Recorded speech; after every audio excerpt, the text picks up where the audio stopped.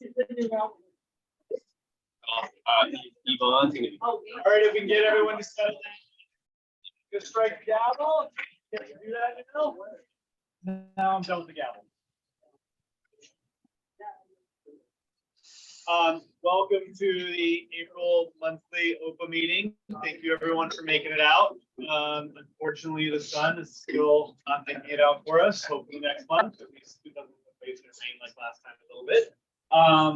Want to kick it off really quickly with our guests because I know some of them have some time restrictions.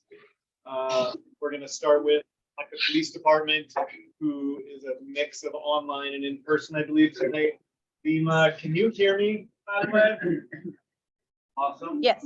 We're also testing a new speaker today. Hopefully it works well. We'll leave it here. We'll move it around and figure out where it needs to be, but hopefully you can hear everyone loud and clear. And I'm going to hand the floor over to Halima. Awesome. Thank you. Hi, everybody. So I'm going to get started here and just kind of go over a couple of things that happened. We had a bit of a busier month in the last 30 days. So I wanted to go over some of the main things that happened. And I know you guys have some questions as well. So I wanted to give you the opportunity to get to that too.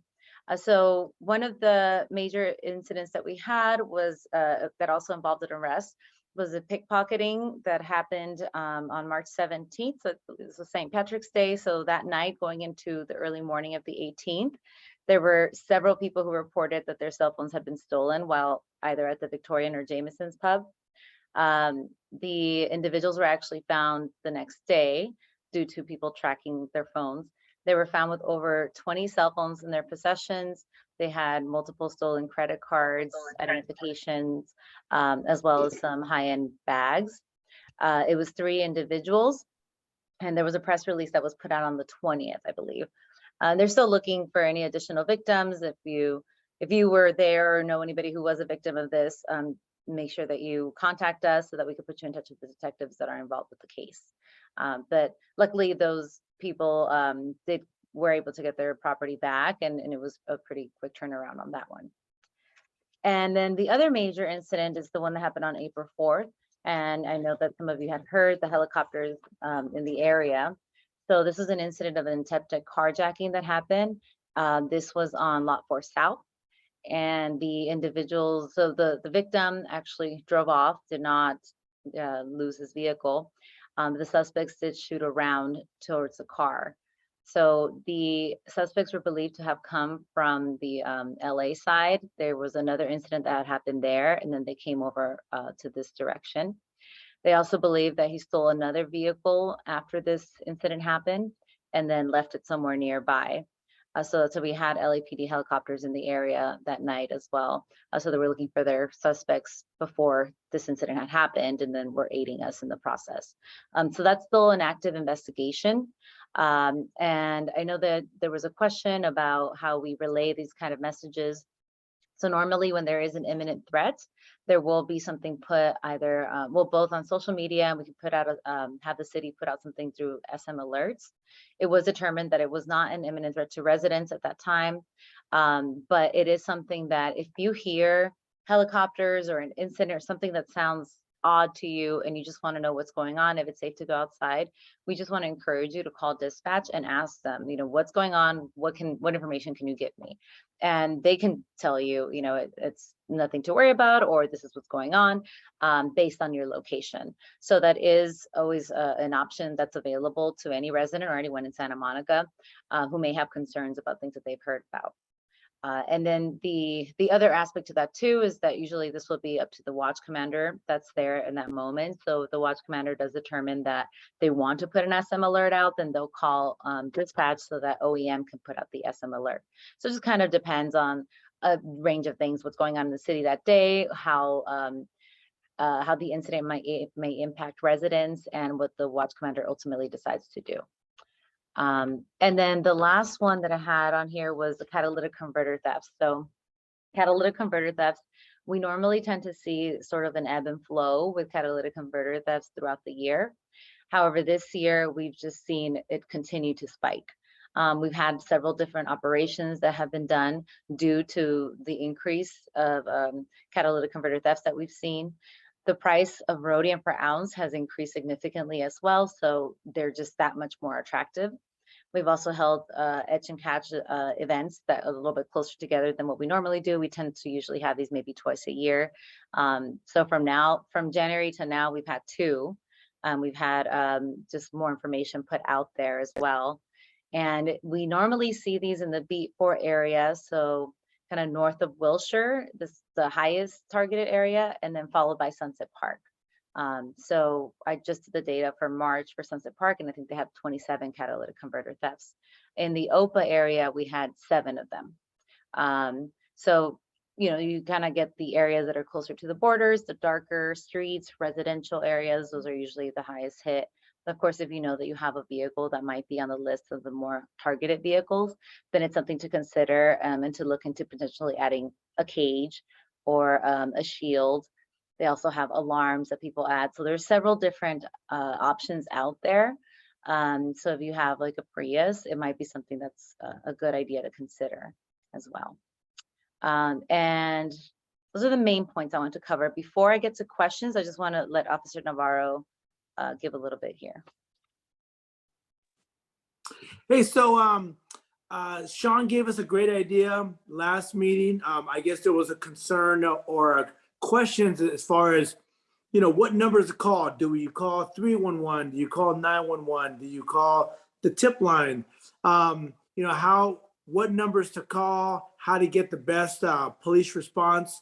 So we're going to offer like an information session. It's going to be not the following Monday, but the one after, April 24th at 7 p.m. We're going to make it a virtual, so it's very convenient for people to log on.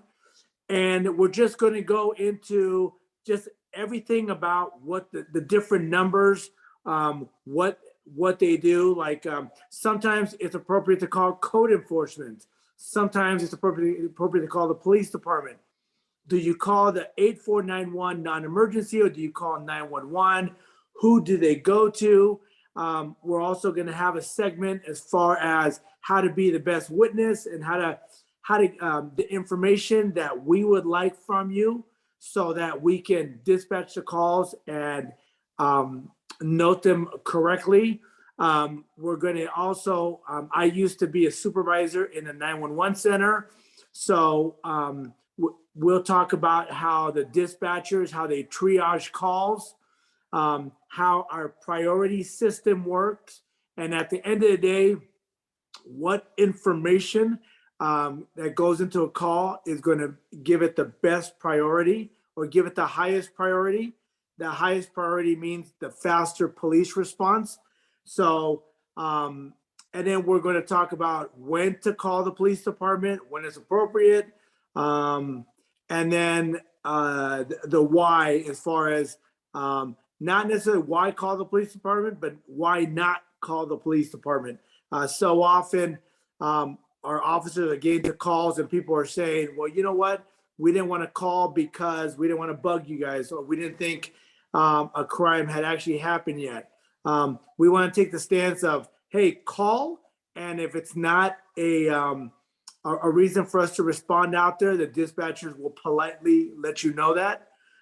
So anyhow, it should be a good 30, 40-minute session. And then we'll allow time for questions. We already have a bunch of questions already in the queue that we're going to answer that people are asking about. So it should be a good information night and a lot of questions can be answered. So hopefully people can tune in. So again, that's Monday, April 24th. And you'll be hearing more about that in the newsletter as well. Sorry, this isn't as loud as I was expecting it to be. It was louder when we were testing it. By next month, I'll get a second one or make sure it gets even louder. Judy had her hand up first and then Jerry. Okay, it's about the noticing of people when there's helicopters or other stuff going on. Some of us were really worried about whether we should take our dogs out for our normal tea time, you know, just before we go to bed kind of stuff. And several different people contacted me about, well, what are we supposed to do? And I just wanted to highlight that the border area along the Venice, Santa Monica, Ocean Park border area is really kind of a place where nobody has that as their first, the first place to notify, but we really need notification, because if it's happening on the Venice side, we still need to know what's happening if we're close to the Venice line. And I'm sure that's an issue for Venice residents who have a Santa Monica issue going on. And I don't know what the solution is, but I just want you to think about that borderline between Venice and Santa Monica. Thank you, Judy. Jerry? Yeah, well, first of all, thanks again for all your good work, and a bunch of thanks for Alfalfa. I went to the meeting last time and again now, and been here a few times. Everybody here is so wonderful, and just really thank you for hosting this here. I wanted to say, as far as the police, I've been fortunate enough to get enrolled in the police academy. It's 10 weeks of the best education I think you could ever get. It's at the police station every Wednesday from 6 to 9 o'clock. And this is the 6th week. And each week it just keeps getting more informative, things you wouldn't even believe, and the hard, dedicated work the police force does. So I urge everyone to sign up for that. I'd like to ask if you know when the next one's going to get signups going. I heard it might be in May sometime, but I just wanted to say thank you, and I'll see you all on Wednesday. Thank you, Jerry. And we please, yes, encourage everyone to join it. We always love having a good group and a good full class. We're not going to have another one until the fall. So, but we do take applications anytime before then, I mean. So we have a running list and we kind of mark them as they come. Not everybody's always going to be available by the time it comes around. So it's not usually a whole lot of waiting to get onto it, especially now, because prior to the pandemic, I think the wait list was quite long. A lot of people moved and things changed. And so the list has kind of gotten refreshed. So you do have a pretty high chance of getting into the next one if you sign up in advance. So the next one will be sometime in fall. I do not know the date as of now. We'll know it a little closer, but it generally starts around October. I will be hosting a Spanish speaking academy that will start July 12th, potentially. I'm still working out some details on that. So we don't have that fully out yet, but that's kind of the goal, is to have it for July 12th. So if you know anybody who's Spanish speaking that might be interested, please send them my way. I definitely want to make sure that they also have the opportunities to get the experience that everyone else has been getting with the English Academy. So yeah, so as of now, we have our spring and our fall session, and then we'll throw in a Spanish one in the summer as well. Great. Thank you, Halima. And last question, Cathy. I just have I have a quick question about the carjacking lady. Usually the prevailing wisdom, if someone's going to steal your purse or whatever, they say, give them the purse or don't fight, do what they tell you. I read that she shot at because she resisted. What would you do in a carjacking? Do you just get out and let them take the car, or I mean, how did that go down that she ended up resisting? And did they shoot at her because she resisted, or was she in more danger if she had gotten out and let them take it? I don't know. So my recommendation is always going to be that you don't fight back, especially if someone has a weapon. This person was lucky enough that they were not injured, that the gunshot did not hit them. But obviously that's a very dangerous situation. They were kind of best case scenario that they were able to get away and they were unharmed. But in those scenarios, like, yes, you give them your purse. You just go ahead with what they're saying, because your physical safety is more important than any material item that you have. Okay. So give them the car. Okay. Well, thank you. Thanks for the time, Halima and Officer Navarro. Appreciate you answering questions. If anyone has follow-up, please feel free to contact them, or if you don't have their information, contact me and I can share it. And you'll hear more about the upcoming academies. Shoot me that info and I'll put it in the newsletter as well. And the learning session on who to call, when to call, how to call, etc. in a couple weeks. Thank you. Thanks. Thank you Welcome. all. Our next guests are Peter and Yvonne from the city here. I'll let them introduce themselves, and they've got a couple items to present. Who's Dept should I put up first? The airport. Thank you. Good evening, everybody. Hi. Hi there. My name is Peter. I know a lot of you in the room. I've been around for a long time. I was a Ocean Park resident for many, many years. I lived on 6th and Hill in the alley behind Tom Main's house. And during that time, I worked with Jeff and Judy and a lot of Ocean Park people to do the Ocean Park Green Street. That was the first physical project that I worked on, and still like my favorite one. So it's thrilled to be back in the neighborhood. And tonight I'm going to talk to you about the airport conversion project. So it's finally time for us to start talking about the fate of the Santa Monica Airport. And before I get into sort of our thoughts on the process, are there any opinions in the audience about, for, against, should be this, should be that? Anybody want to be brave and go first? Jeff Jarrah? I think we should put a community civic center up there, like a performing arts center. That came up in our experience management plan meeting today, right?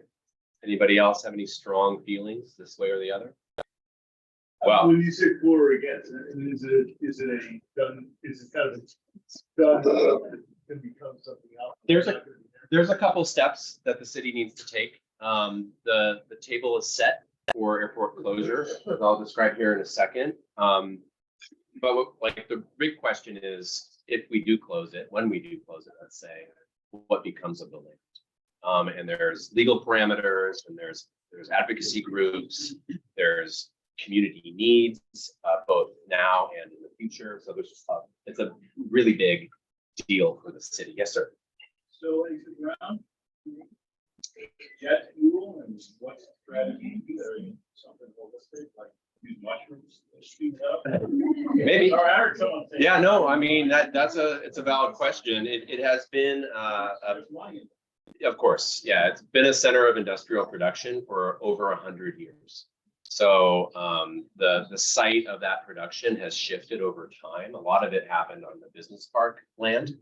But we will be doing a full site investigation before we even do anything to the airport to understand what lays beneath the tarmac. How would you fund that? Recently the city has been suing a lot of companies like Boeing to make them pay for it. So if we can find culpability, the lawyers are more than happy to go after that money. If we need to find another way to deal with potential contamination issues, that's something we'll need to address within the scope of this project. But right now, we just don't know. There's a lot we don't know. So why don't we hit play on this? Thank you. Sure, no problem. Any other strong feelings before I dive in? And you guys can speed me up or slow me down. This usually takes a lot longer than I predict, just because there's a lot of questions, but I'll try to jam through it. What I'm presenting tonight is not what the airport will be. It's the process of getting to a agreed upon concept within the entire Santa Monica community for what the airport can be. And there's a couple pieces that are kind of uniform and traditional process pieces that I'll be walking you through. And then there's a lot of questions that are left for the community. There are people that have been here for a long time that may have history with the airport, had an uncle that worked at the airport, and we want to pull out all of that history so that we understand the context a lot better. We understand what it is that we should be studying as we address the potential future of the airport, to really use our local experts to inform our projects. This little outline here, for those of you that are hidden behind the plant, is showing where the airport is. I know you all know where it is, but the statement I want to make here is that the airport represents 4.3% of the entire city. It's an enormous, enormous piece of land. My wife's home office is 5% of our entire house. and we use that to our advantage for taxes. So it just demonstrates how big of a deal this is for the city of Santa Monica. It's likely the most transformative urban planning event of the entire century. And before I talk about what's the fee and how we're going to do it, I just want to stop here for a second to talk about sustainability, which is a word we all throw around a lot. It means many things to many people. For some people, it's protection of the environment. For others, it's protection of social norms, not foreclosing upon opportunities for future generations. And it's really that last one that we're hung up on, not hung up on, but we're hanging our hat on for this project.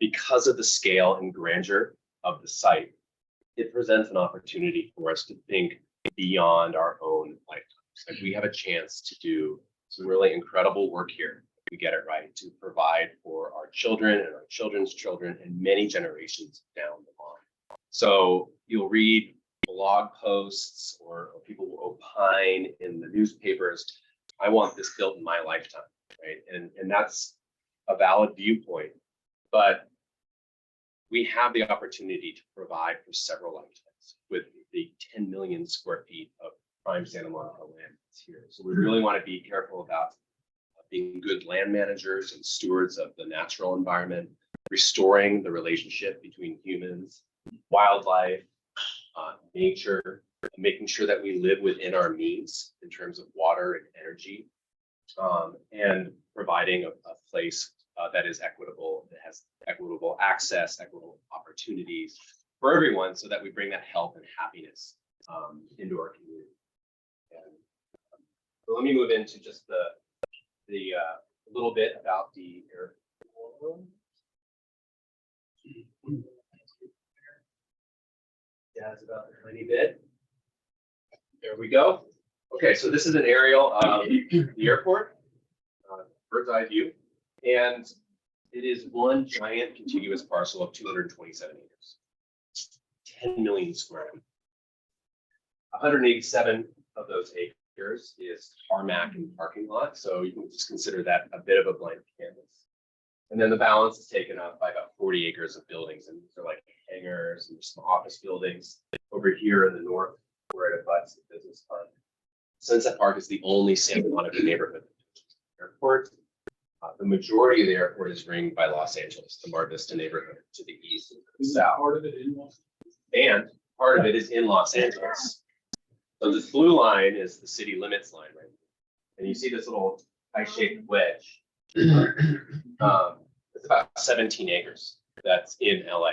We own it, we control it, but it is in the city of Los Angeles. So that presents an interesting jurisdictional situation. And we're talking to LA about that. We've met with Tracy Parks people.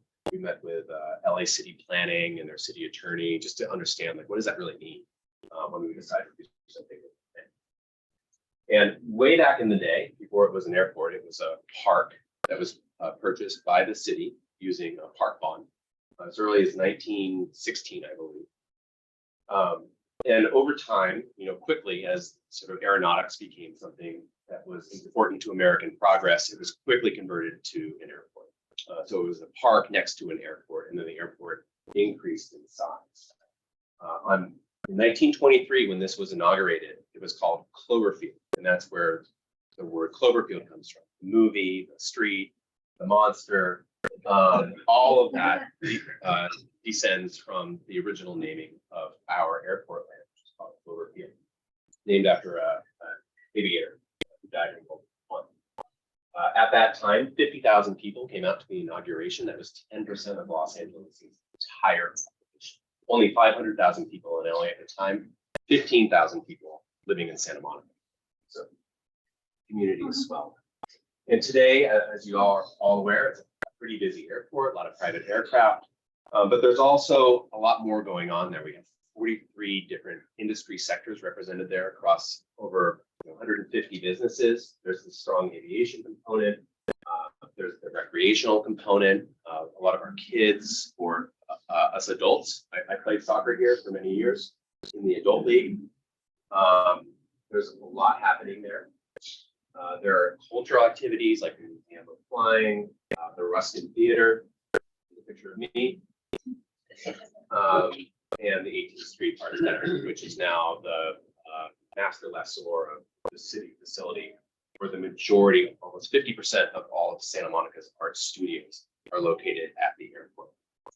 And then the college also has representation on the larger campus, not on the city's land, but on the campus. And taken together, all that activity brings in about $20 million to the city. But we're not allowed, because of the laws and the relationship with the FAA, we can't hold on to that money. So that money is reinvested back into the airport every year. So money comes in, money goes out, and it's to maintain. There's the Cloverfield restaurant.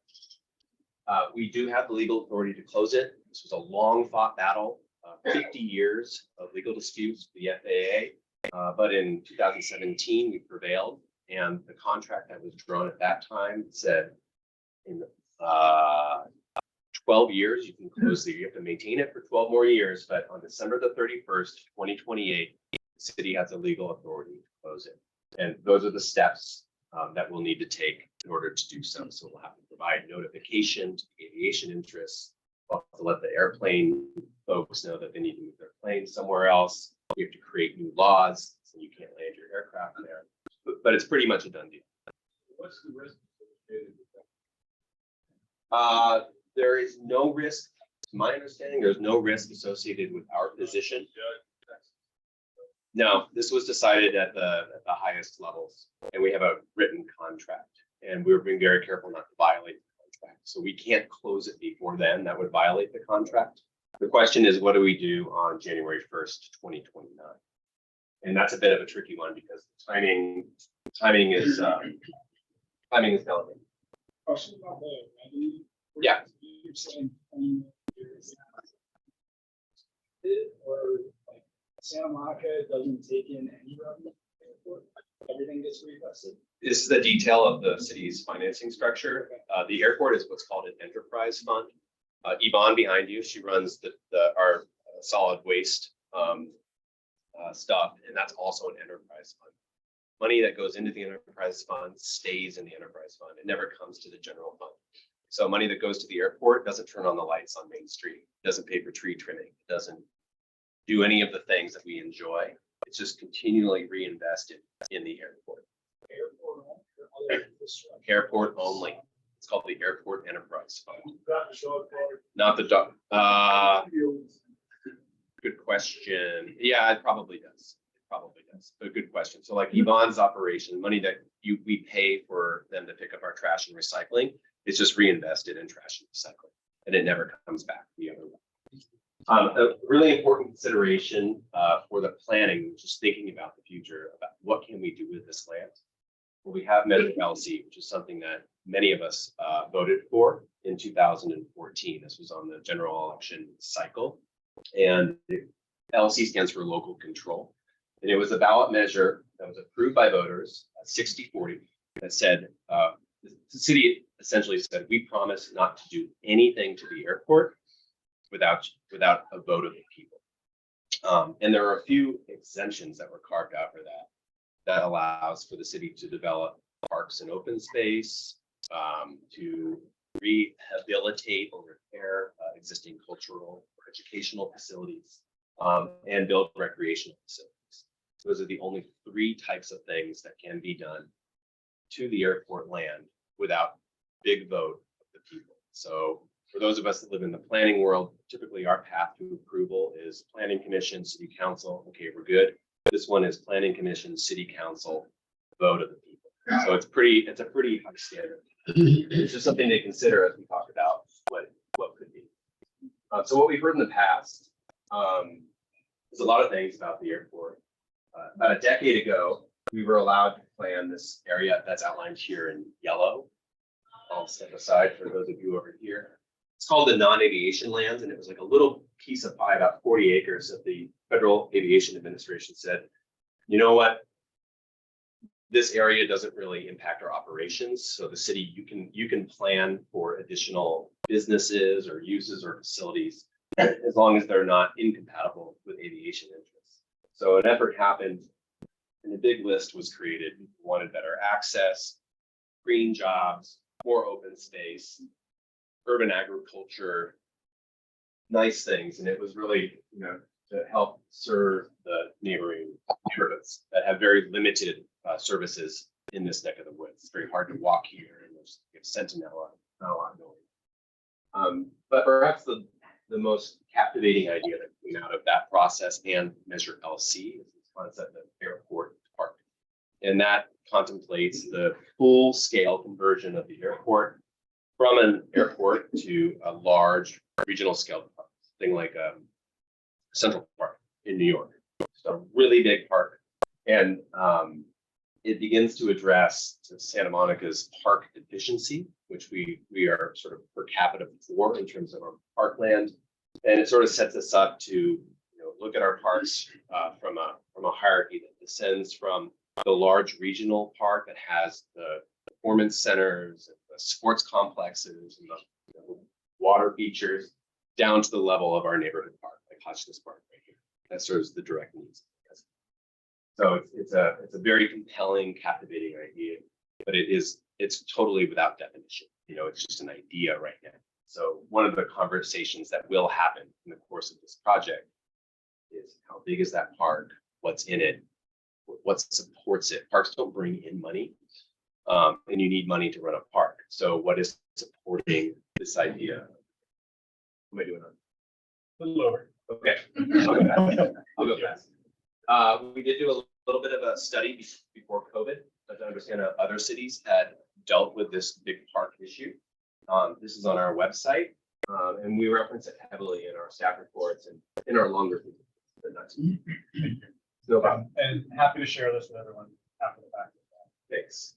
So here we go. We're stepping into the planning process. So we are about to begin a multi-year effort that really is intended to answer that question. We've got a concept for a great park. There's definitely a heavy aviation component that wants to keep it running as an airport, especially with like electric vehicles and electric aircraft coming to the fore. There are folks that want housing at the airport, clean jobs. We need new facilities. The PD can tell you they'd love to have a presence in this neck of the wood. And so really, what does it look like? And this is something that we will be leading the community in a lengthy and very complicated discussion with over the next 5, maybe longer years.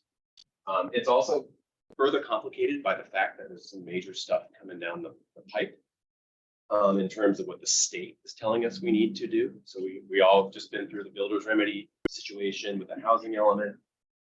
Our general plan is coming up soon for a complete revision that really identifies sort of the character of who we are and where we want to go for the next 20 or 30 years. We have to wrestle with that issue. And then, very draconian state measures that are like forcing cities to sell off their land to make way for housing. So I often get asked, are the developers salivating? Is this going to be all housing? The answer is, I don't know. These are real pressures. They are very powerful forces.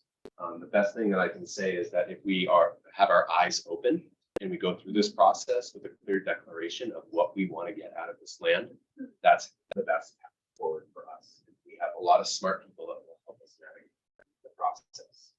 So we're asking ourselves, what are we working with? And this gets to your environmental contamination question. We don't know what we're working with yet. We have to do surveys and soil studies and all this stuff to set the stage for the planning effort. So that's year 1 of this project, starting in October. We'll hire a whole team and they will dig beneath the soil and test the air and do the lasers and the prisms and all of that stuff. So, take it that we're all just waiting for that answer, because that will dictate what's possible with revenue. Yeah. So we're just kind of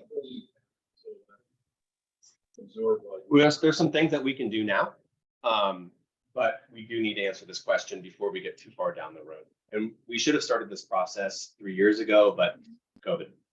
The second is answering the question, what do we want and what do we need? And that's where everybody piles on their opinions. And then we figure it out from there. And lastly, but not unimportantly, what can we as a city of 93,000 residents, 8.3 square miles really afford? We're not Chicago, we're not New York, And the scale of what we're talking about really is more sized to metropolitan areas. So what we're doing now is scenario planning. This is the next 2 to 3 years. It's not a specific plan. It's not a general plan. It's really a trade-off conversation. I want this, and then we'll say, well, it costs this and it only lasts this long. Do you still want it? And they'll all be all these competing ideas, all these different scenarios that will eventually be refined into some type of agreed upon concept that we can then transform into a specific plan, which will give us the roadmap and the implementation sequence, the financing, the governance.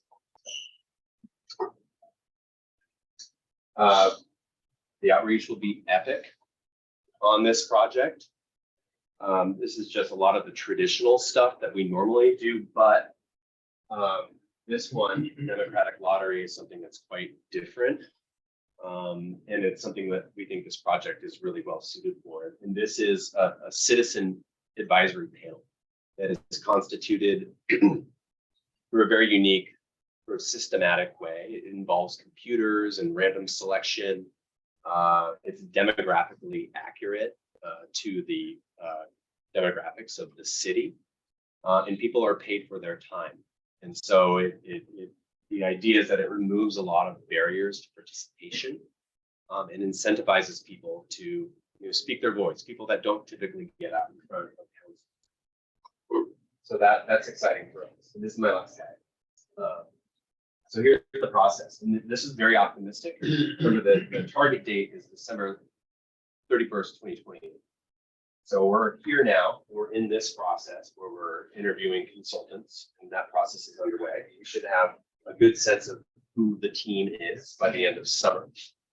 And then we'll do that existing conditions work. And then we're off to the races. We're doing these things sort of, they're described here as linear, but they're really overlapping. And it will be a wild ride. There's going to be a lot of pitchforks coming out, I'm sure, but also some really great ideas. And again, we're thinking beyond our own existence here on this planet and hoping to set the next several generations up. If you want to take down our email address, you're welcome to email us at any time. There's 6 of us that are working on this right now. That team will grow as the city's finances bounce back. We also have a website where we're dropping a lot of reports and information. The airport to park people are helping us out by sending us historical documentation that talks about the way that the airport was before it became an airport, when it was a park. So it's a real collaborative experience. And I will, if you've gotten that down, I'll just leave this up here because my last slide just says thank you. So I'll just say thank you, and then I will take Judy's question. Thank you. I know the answer to this question, but I think it would be good if you could sort of squeeze it in. Okay. And that is, you don't have to be a citizen to be a part of this process, right? Right. So yes, saying it's for citizens kind of sends a message that people who are not citizens aren't welcome. Yes. Well, I actually interpret that to mean Santa Monica citizen. I know, but people don't. Right. In general. I'll start at the local and expand to the global.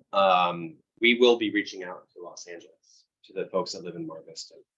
One of the experiences that we learned from when we built Airport Park in the dog park, which was originally only intended for Santa Monica residents, was that didn't work out so great. Because of the size of this thing, we really need partnership in thinking beyond our borders. So yes, the citizens in Los Angeles will be key constituents in this as well. And speaking now globally. Maybe there's a different word. Yeah. We invite participation from anyone. And certainly as we've gone through the request for qualifications process, firms from all around the world have been emailing us. I mean, from Denmark to Chile, to Japan, all across the world that recognize the opportunity of this site. And so that's just awesome. to hear those different voices. Thank you.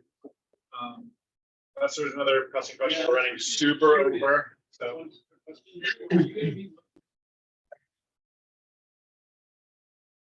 Yeah, we were contacted this morning actually by UCLA, that exact intent.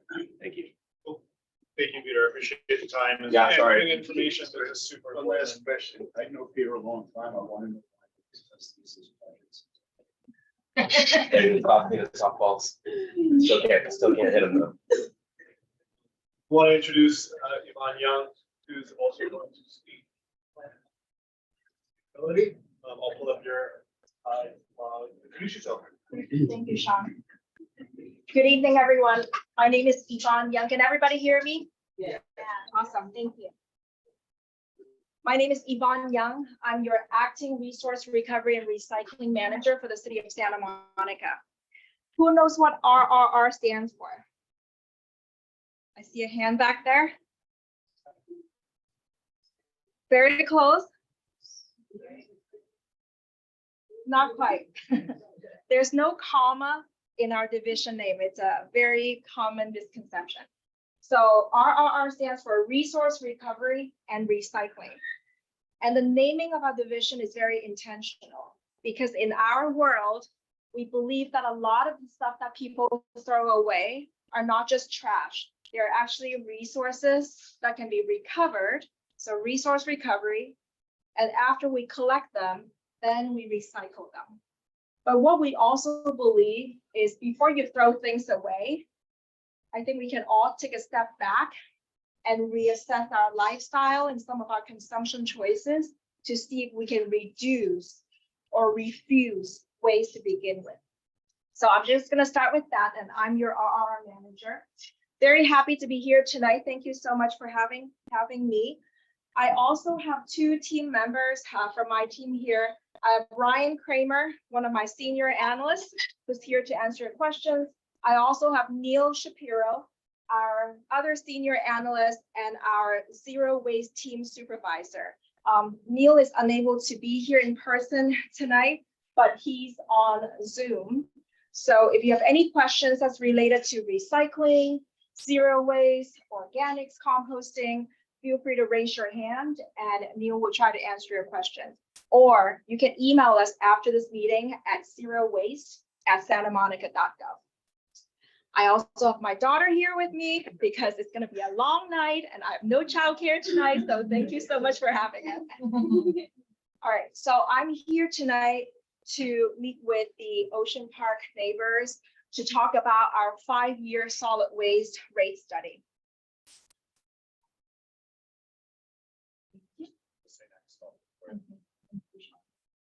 So there are over 93,000 residents in the city of Santa Monica. My division has 93 people. That includes admin and office staff. The actual sanitation collection workers, I have under 60.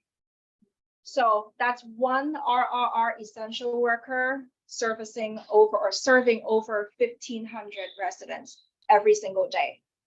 We are a 7-day-a-week operation because trash does not wait, right? Trash is not a 9-to-5 business, it's a 24/7 business. Together, we collect about 176 million pounds of materials every year. That includes trash from your black bin, your recyclables from your blue bins, and of course your organics in your green bin. We are also in charge of bulky item and illegal dumping, alley cleanup. We can receive up to 180 311 tickets for alley cleanup per day.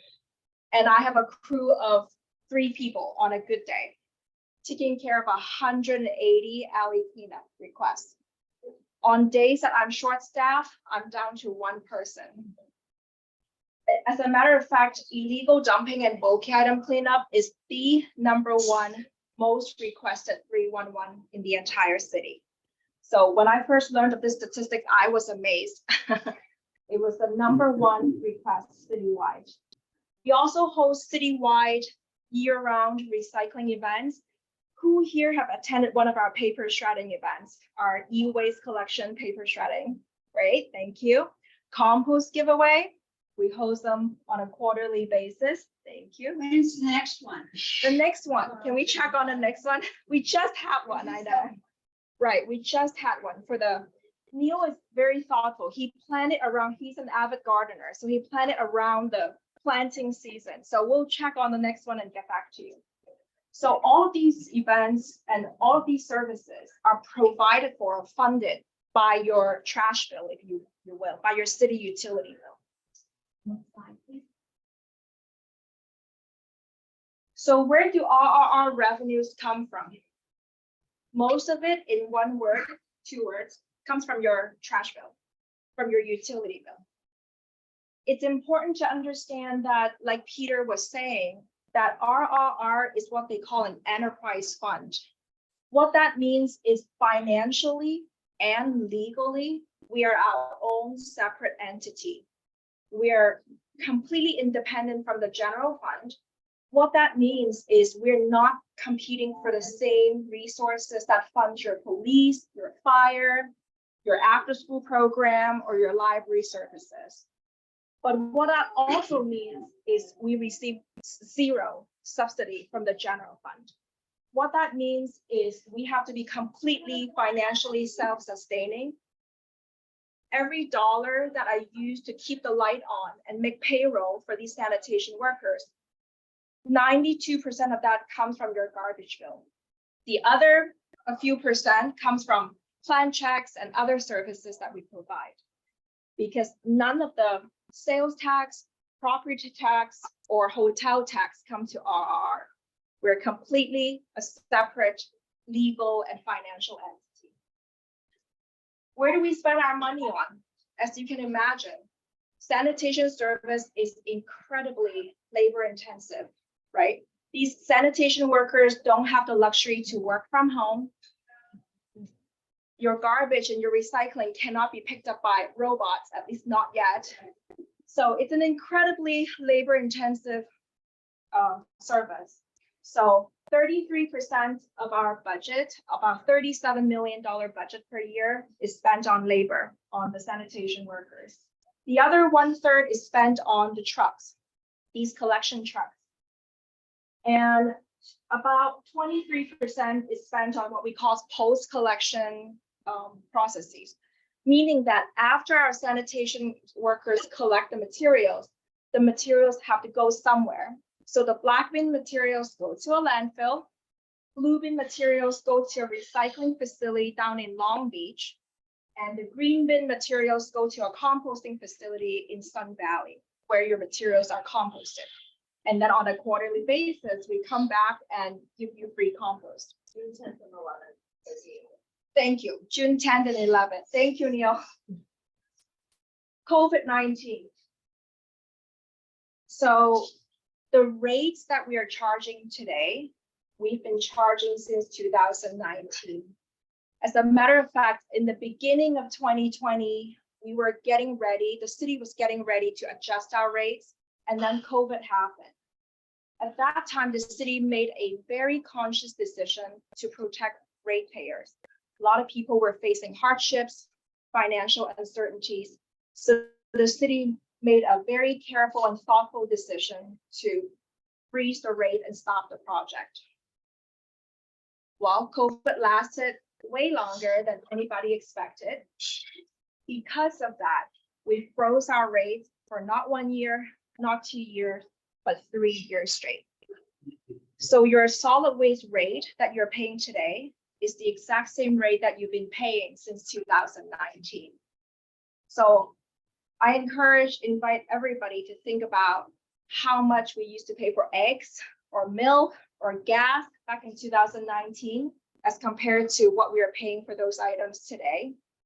So for a $37 million operation, the fact that we froze the rates for the last 3 years, we really tried our best to freeze the rates and not be an additional burden to the residents and businesses for as long as we could.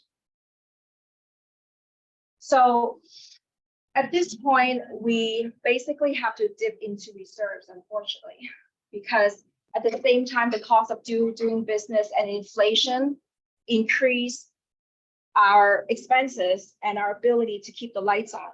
So started last year, we had to dip into reserves. This year, we have to continue to use up to 35%, 1/3 of my entire operations reserves. So at this point, we have to do another rate study. So what we did was we hired a third-party independent subject matter expertise. It's a consulting firm that specializes in solid waste rate studies. They've helped over 100 cities in California, analyzing their finances, their operations, and come up with rates that can cover the cost of doing business.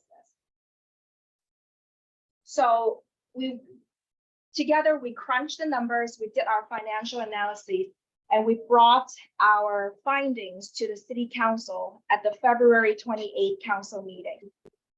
Council supported a proposal called the Enhanced Clean and Safe Services proposal.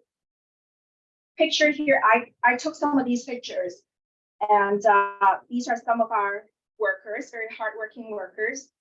So one of the primary goals we are trying to achieve with this particular rate study is to right-size, what we call right-size our staffing. I think many of you are aware that at the beginning of COVID, the city went through a significant staffing restructuring / layoff. As a result of that, my operation lost 28 essential workers. Since then, for the last 3 years, we've been doing more with less. So these days, it's not unusual for you to see, say, Mr. Damon Middleton there on the top photo, who lives in Santa Monica and has been serving this community for 30+ years. Workers that are way into their 60s, doing the job by themselves because they lost their partner during COVID.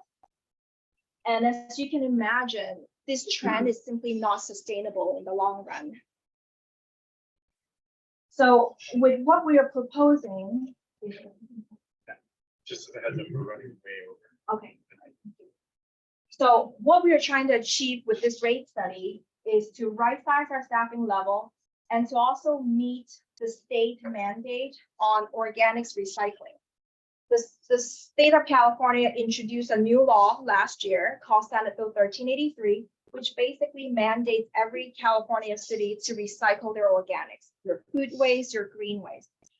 So clearly that needs resources. We need to buy more green bins. We need to hire more drivers, more trucks to service those green bins. So that's also one thing that we're trying to accomplish with this rate study. 2 more highlights, and that is the community has been telling us time and time again that alley cleanup is something that's very important to you. So we're trying to restore the staffing that we lost so that we can proactively clean up all the alleys in the city on a weekly basis, instead of relying on people to submit a ticket on 311. The final thing I'm going to emphasize is that community cleanup program is also something that the community has been asking for. People want some sort of support system so that they can mobilize their neighbors and a group of friends to clean up their neighborhood. So with this rate study, we will be able to support such a community cleanup program on a quarterly basis.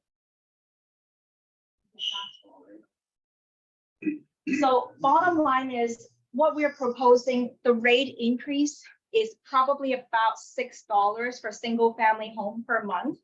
And with that, you're going to get the enhanced alley cleanup. You're going to get the community cleanup program. Everybody will have a green bin. As a matter of fact, Ocean Park was our first neighborhood, the first neighborhood that received green bins in the city. So everybody here should have one. And I really encourage you to use it and to recycle.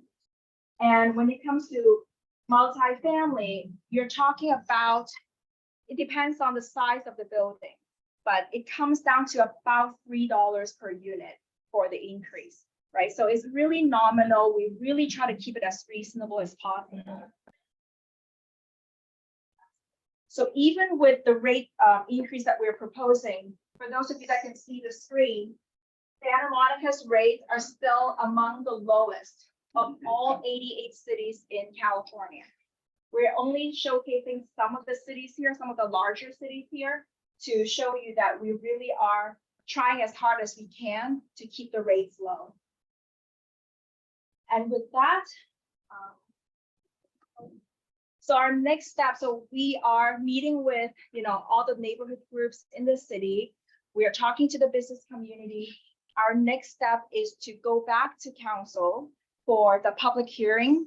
So I encourage you, if you are interested, our public hearing will take place on June 13th, the Tuesday night. And that would be the time when council considers all the public comments and decide on the rate. And if it passes by the city council, the new rates will be implemented as of August 1st. Thank you so much for your time. Thank you. Unfortunately, we don't have time for questions because we are running way over. If you do have any questions, reach out to me. I will connect you with Yvonne. I'll also follow up in the newsletter with contact information for any follow-up. And thank you for sticking around longer than expected, Cathy. But our last guest is Cathy Taylor, Fire Department. Hello, everyone. I'm Cathy Taylor. I'm going to make this really short because I want to be respectful of your time. My name is Cathy Taylor, and I'm the new fire prevention coordinator for the fire department. And I just wanted to come say hello to everybody today. I really wanted to come because I really love this neighborhood. Before becoming the fire prevention coordinator, I worked a number of years with press program and the youth programs at all the 7 elementary school sites here, the public school sites in SMFD, and I'm just a new contact person for any community tours. I do the communications outreach and station tours. So if anybody's interested in setting up some station tours for maybe your elementary school students or preschool students, I'm your new contact. I don't know if you knew Suzanne Post, who used to work for the city, but I basically took over in her position. So I just came out tonight just to say hello and just to introduce myself, and hopefully I'll be back with the fire chief and some representatives of the fire department to talk about our strategic plan. I'm not sure if anybody saw the strategic plan. We were in the strategic planning process. And so we just finished up our draft, and we're going to have some information rolling out in the near future. So I just came to say hello and kind of give you a little update. Thank you. Thank you. Thank you. And sorry, one more quick thing from Cody Green from the Police Officers Association. He just wants to speak for 2 minutes on something, and then we get on to board business. Yeah, hi, I know you guys are having a very long meeting, so I appreciate the time that you guys are giving me today. A few things. One, I'm the new association president or chair of the Police Officers Association. I'm just here to introduce myself. I do have an email that I use. It's my name, Cody Green, POA@yahoo.com. So I'm available there if you want to send me a question. Cody Green, POA@yahoo.com. But I'm really happy. I'm new to this position. I'm really happy to represent the association. Our association is 65% of the members are either women, minorities, Hispanics, African Americans, or Asians. And I think that's very important. And you guys should be very proud of the department and the Police Officers Association that we're very reflective of the community, right? And in saying that, I don't think that's the narrative that's going around the whole nation right now related to police officers, but just know that your Police Officers Association is very representative of everybody out here. And I think that's a very important point that doesn't get across enough. The other reason I'm here is that the PSROC, the Public Safety Reform and Oversight Commission, right, is doing a lot of things related to police reform in the city. And I think it's important that the community has a voice in that. I went to the last meeting. There was 5 people in the audience. There was someone from the police department. There was 2 people that show up to every meeting. There was myself, and there was one other person in that meeting. And I think that the voices of the community are not necessarily being heard. And of course, they're taking on a very controversial issue related to pretext stops. The Police Officers Association takes the position that we want to have all the tools in our toolbox in order to keep the community safe, right? And they're taking up this issue with not a lot of public comment. So I'm not going to take up any more of your time, but if you want to know more about that, we would implore you to show up and hear both sides of the story and make your voice heard on whatever side you feel passionate about. So sometime in the last couple of months, she got up in front of the council and said, we're investing in technology. Yes. Whatever that means, updates, speed cameras for us, that sort of stuff. Does your association have a position on adoption of that type of technology? Is it based on a particular technology? Right. So I think there's a variety of things out there, and I'm here to speak for the Police Officers Association. And obviously there's a lot of technology that makes our job easier and faster and less impactful to those people who are not out committing crimes. So I think there's a lot there, but I think if you want clarification on what the chief exactly is going to do, I think he's the best. Union might not agree with the way it's being. Well, yeah, we always have to see what it is, right? But there is a lot of things that I'm aware of that make things cheaper, faster, more accurate, and less impactful to the community, especially those in the community that have been overly impacted by police. Anybody else? I appreciate. Oh, sorry. Go ahead. I just, on your diversity sentences. Yes. LGBTQ plus is part of diversity, and I hope you'll think about that. And I know people don't say, "Oh, I'm gay," Yes. but you might want to say if they're. I will tell you this: we have LGBTQ members in our department, both male and female, right? Which is, obviously a lot of males don't come out in police work, but we have a lot of males that are out and they're part of our family, right? Just like everybody else is. And I'm here representing all of them, right? And, they're police officers. Once you're a police officer, you're on my team, right? And so, do what you want in your personal life. It doesn't bother me. Thank you. Yeah, thank you. Yeah, Thank I you. will. Thank you. And also, I'm not sure yet if it's going to be the May or the June meeting, but Chief Batista is going to be at one of our next two meetings. Cool.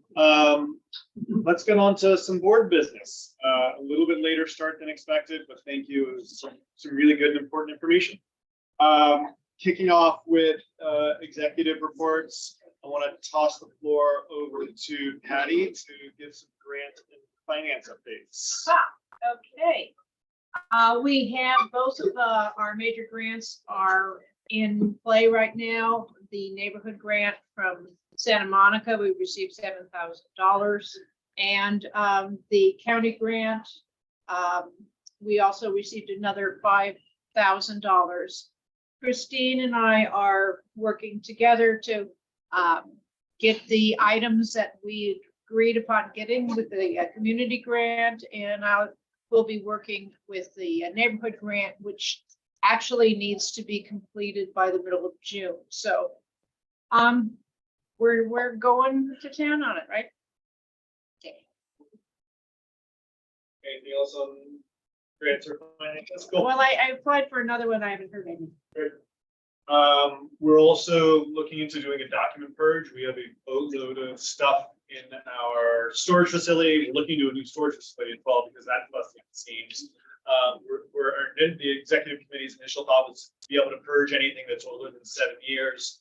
Just wanted to flag it for the rest of the board to see if there's anybody has any concerns. Judy.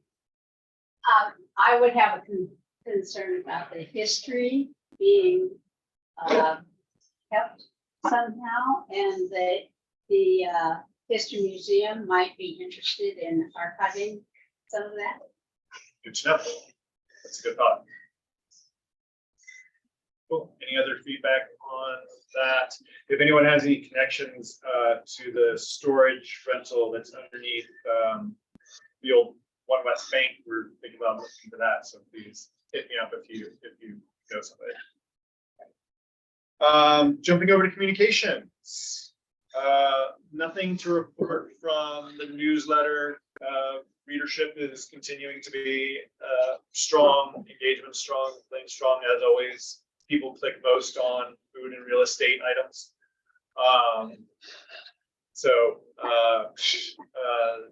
Nothing much to report there. Robbie, anything to talk about with outreach?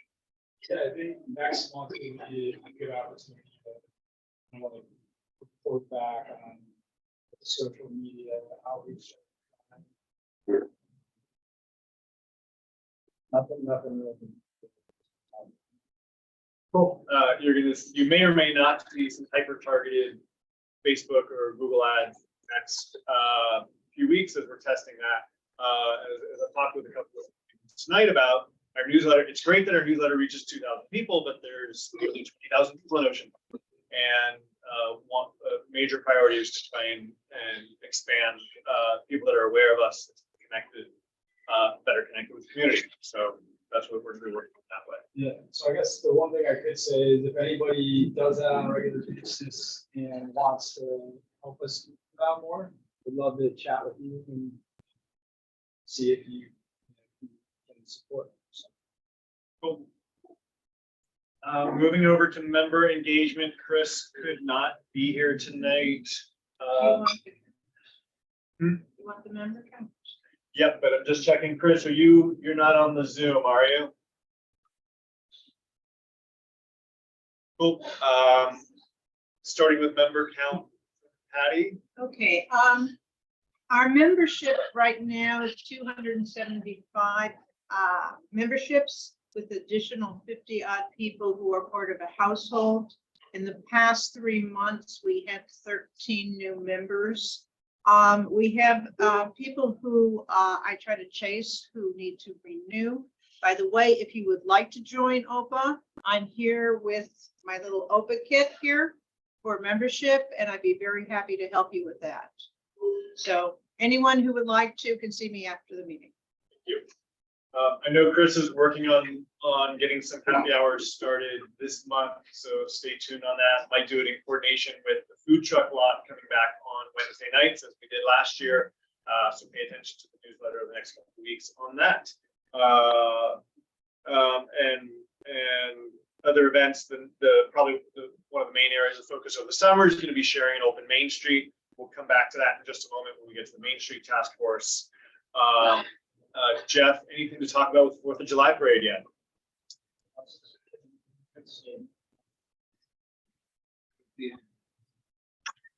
Thank you, Jeff. A novel idea. It's a good sort of dovetail into the task force and jumping into Main Street. We were Robbie's sharing that, so I'll hand that over to you to give any updates. But I did see Hunter today, so may have a couple things to add as well. Yeah, great. We had a lunch. We're gonna have a monthly lunch. Anyone's welcome to get involved and join. We were at Ashland Hill 2 Wednesdays ago, I think it was. But really the topic was to try to understand where we were at with the planning for Main Street. We're partners with the Main Street Business Association in putting that on. We really support them. They have someone that's dedicated full time that plans, gets sponsorships. So we wanted to know what we could do to make sure that it is everything that people have enjoyed in the past. And we learned that the city has actually been kind of dragging their feet on getting some regulations in place that are for all city street closures that actually are kind of like throwing a little bit of a wrench into their plan to be planning. What we've talked about in the past is 4 events throughout the summer that would be weekend long. And so there's been some back and forth communication. Sean, you may have the most recent, the last I saw is there's regulations that are going to the city council on the 24th or 25th, I believe. Yep, that's what it looks like. The city staff is going to be presenting those regulations at the Tuesday, April 25th meeting. There hasn't been, nobody has any information on what's going to be in that yet because they have not they haven't pulled in any of the neighborhood organizations or business organizations for involvement in that process, for better or worse. Trying to get the city to engage with us and others in advance of that, so that there is some opportunity for community input in advance of that meeting. The goal was / is to have multiple sharing on all main streets again this summer, but that's TBD depending on how that shakes out. Judy has helped coordinate a meeting with David White this week that a couple of us are going to be attending to talk a little bit more, I think on Wednesday, around next up. Not sure, we can talk about that later. But that's sort of where that process lies. So we'll probably know a lot more after the city council meeting 2 weeks from tomorrow. And John, you had a couple of questions before. Yeah, my understanding is that the staff will be administrative, what we do administratively, it's quicker and easier. It's streamlining what I heard. But you said that. So I just wanted to add that. Cool. Also, I'm on, I think some of you know this, but I'm on the board of the Santa Monica Travel and Tourism, what they call their experience management committee, or I don't know what it is. Anyways, it's about sort of forward thinking stuff on what the city is working on, and had a meeting today. And one of the other areas that they're working on piloting is other sort of streamlined ways to allow sort of pop-up experiences and businesses, whether it's like sharing an open Main Street or more like a one-day event where you create like a beer garden in a courtyard, whatever. They're really trying to create a very defined process around that. They're primarily targeting the 1200 block of 3rd Street for piloting it, which is the 3rd Street promenade between Wilshire and Arizona. But they also specifically talked today about how interesting Main Street would be if they can find a way to operationalize that over the next year or two. It's strictly in ideation mode right now, but it's something that they're actively thinking about. The city's super aware of how hot Main Street has become from a food and beverage destination spot, and what great press we get, and trying to figure out ways to include us in anything that they're testing out.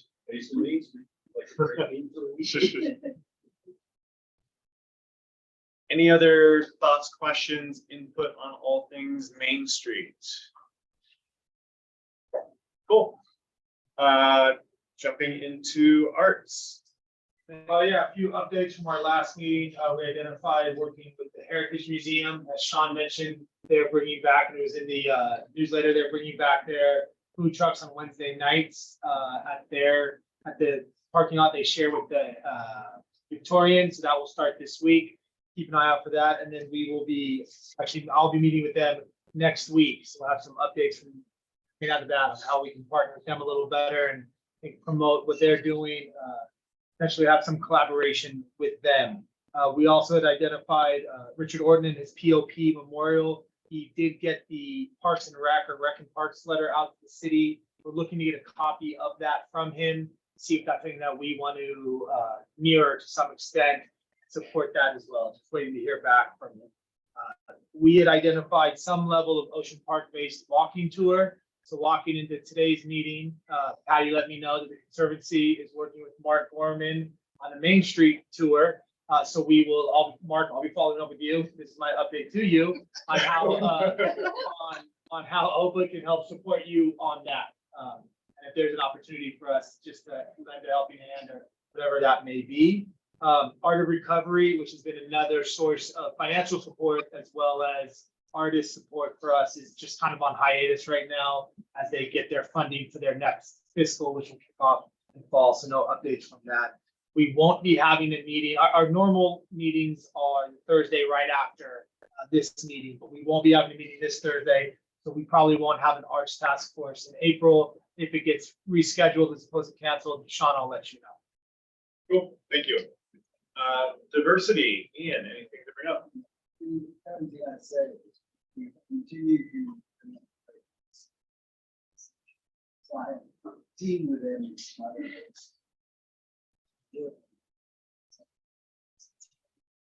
And we're trying to work through what the Democratic Club DE&I committee did. And so far, we haven't identified any Ocean Park people who are part of that, except me. Okay. Moving on to renters, Robbie and Nick. Yeah, so we have a monthly meeting in place. That's the last Monday of every month. If anyone's interested in getting involved, the kind of action out of last month's meeting was that we're going to kick the tires again on the demographics survey, just to understand. Last year I shared some data about what the census says about how many people are renters versus owners, but we wanted to understand more about the OPA membership and exactly what that split is, and then hopefully that informs some of the outreach activities that we're doing and things like that. So Lex is a new person that's kind of recently moved to the area and has joined these task force meetings like anyone is welcome to, and has been trying to kind of like lead that up. So that's great to have him on board. Anything that I'm missing here? Just continued communication with the rent control board, so that they will continue to funnel us updates that we can share out with our membership and potentially have them come to meetings as needed. Cool. As we get into summer, I know it gets closer to the announcement of the annual event updates. So if there's anything, yeah, please make sure. I'm sure you'll do whatever it takes to make sure everyone's aware. After last year's There's chaos. another kick in August. We can keep that on our on our radar. And we did get an email today. Today is the 40th anniversary that rent control passed in Santa Monica. Oh, 44. 44 years. Thank you. You guys are on it. Yeah, there she is. There she is. Hey. Anything to add to that? Oh, hi. Yeah. Hi. Yes, it's the 44th year anniversary. And 23 plus years of vacancy decontrol along with that.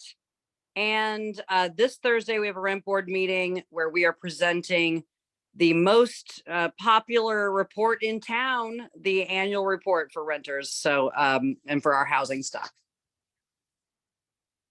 Cool, thank you. For those of you that don't know Anastasia, she is on the rent control board. Unless there's any other questions on that, education task force, Christina. We had our first kind of official meeting. We're kind of hybriding it because people were having it in the middle of the day and people work or people are home. So, but it seemed to kind of work. We kind of discussed like our plan of action. David Ock had some really great, input as an immediate neighbor to the John Muir Smash campus, and looking to try to advocate for the immediate neighbors there to have more access to like the park that's locked during the school day, but there's no school day there. And of course, getting a meeting with our SMMUSD about, the construction impact of the neighborhood.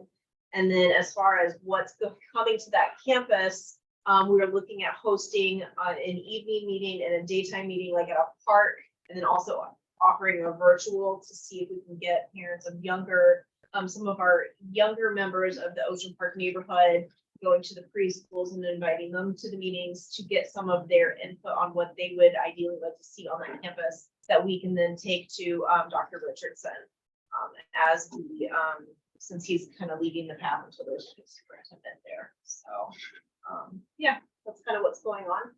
And I've been remiss in sending an email. So sorry that you're hearing about that now, John. It's Okay. all jams, grease lightning all the time right now. So that's what's going on. Cool, Yeah, thank you. definitely, we gotta catch up. But probably know a lot of stuff. I think so.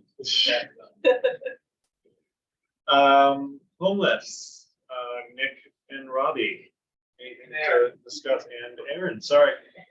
Yes. Yeah, so we had our monthly meeting that meets at the same time as the Renters Task Force. And Aaron expressed interest last meeting and has been leading the charge, which is awesome.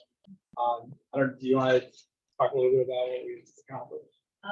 Yeah, so we connected with people in the city and started discussing with them, like, kind of how to contact the city in appropriate ways for like each scenario of like coming across an unhoused person wanting them. And we're going to be kind of disseminating all the information we're gathering via the newsletter on a weekly basis.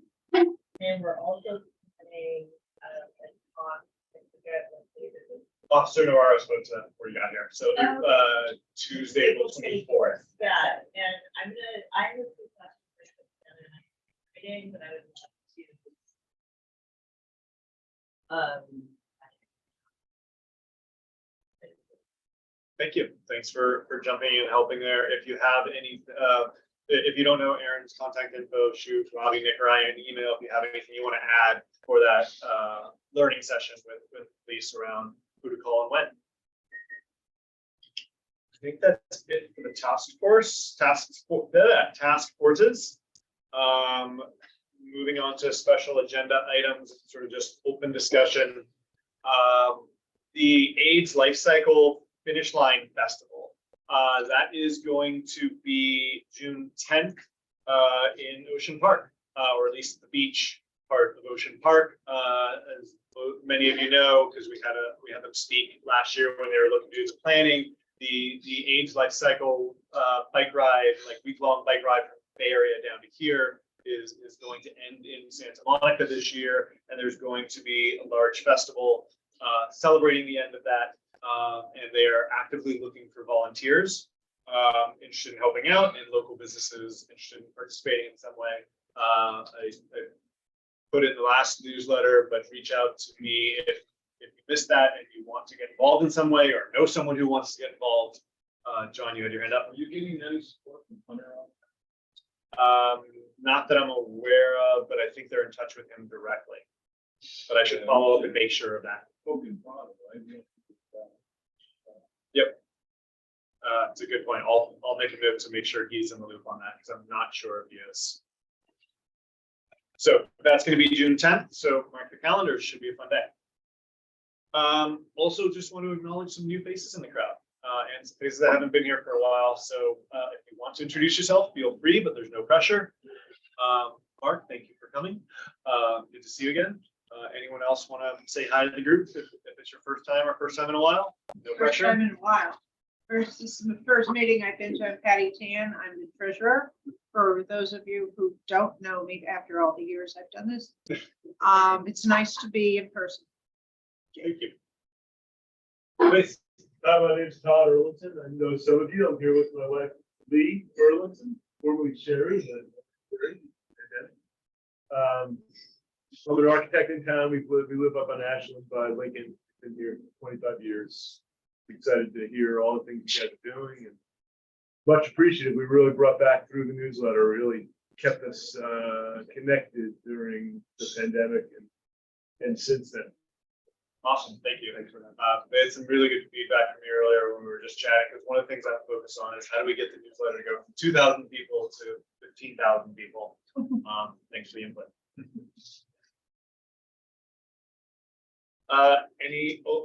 Before we get to, I guess we'll go to treasurer's report first before sort of just open the floor. Okay, preferably I would have had this up on a screen so everyone could see it. Maybe the next time we can do it that way. This is a quarterly report. As of January 1st of this year, we had $19,154.88 in our accounts. We received an income for this first quarter of $7,711. And that is because we got the neighborhood grant in March. It took them a long time to get that out. We spent a total of $1,247 in the course of the quarter. which leaves us right now with a balance of $25,619.72. It's not too bad. Very good. We're pretty flush right now. We're gonna make some investments in Silicon Valley Bank and elsewhere. Yeah, I heard they were really good with their interest rates. Cool. Any questions or? Patty, do you have any significant events that happen? Oh, yeah. We just, this month, I just bought our board insurance. That was over $2,000. We will have more coming in terms of our website, which you know is goodly amount, and other things like other small things. But I can see a good $10,000 to $15,000 being spent. Also, we have to spend $5,000 on a grant that we got. So we're going to be spending about 15,000 of it at least. Huh? The other side of it. Well, yeah. So it sounds really good right now, but come October, we'll be looking around again for more money. And on that note, we had some insurance that we had gotten during the K-rail painting process. Yes. That the city had made us get to make sure anything we're doing there is covered. We were going to let that lapse unless someone speaks up and says there's concern with doing that. I don't think there is, but I just wanted to make sure we brought it up. Yeah, and a it's little also more. $2,500. It's something one needs to check with the city on. Since they- No, the insurance was bought to cover the people who were doing the K-rails. I see. Yeah, And- because we had people sitting on the side of the road Yeah. painting stuff, and so it's just And- made us get an umbrella coverage for that. It was sort of a one-time thing, but it's been in effect for a while now. We just want to make sure that we're not missing something. I've been in touch with Mark Morgenstern on it. Obviously chaired that, and he didn't have any red flags either, but just want to make sure we brought it up here. And I believe since we don't have any people coming to work anytime soon, we could probably let it lapse, and I'm sure we could pick up insurance if we needed to. Yeah. Cool. A couple logistic items. Do we have a nomination to approve the treasurer reports? Jeff. Awesome.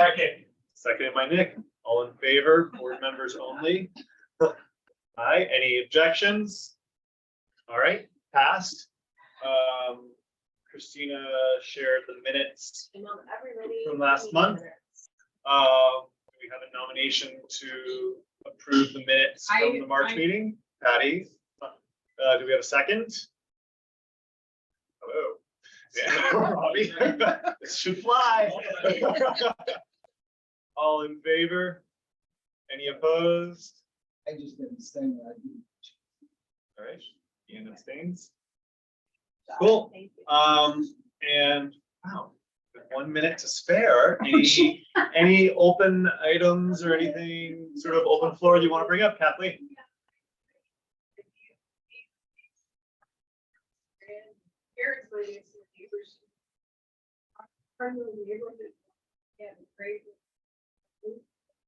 I've been there. Just in my neighborhood.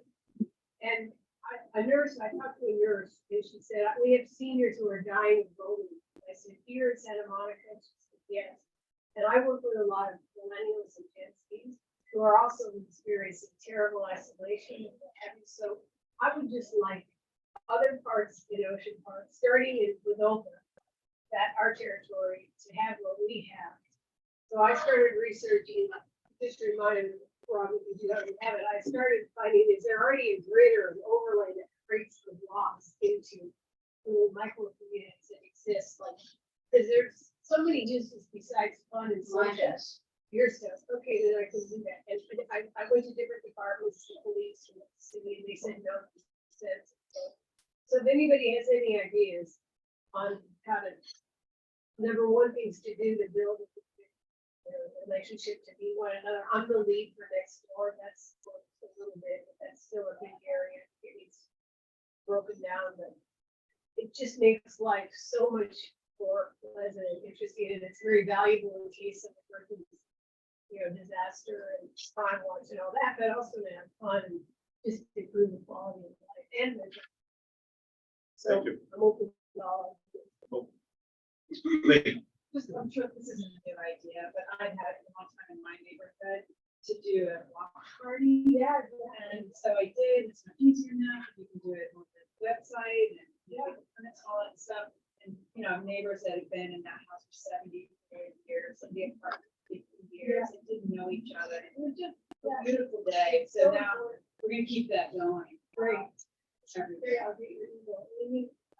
And there's like the kids over at Virginia Park, and there's so many ways to see. I like to link seniors with little kids, middle school kids, because they really get a lot out of it. They have the time.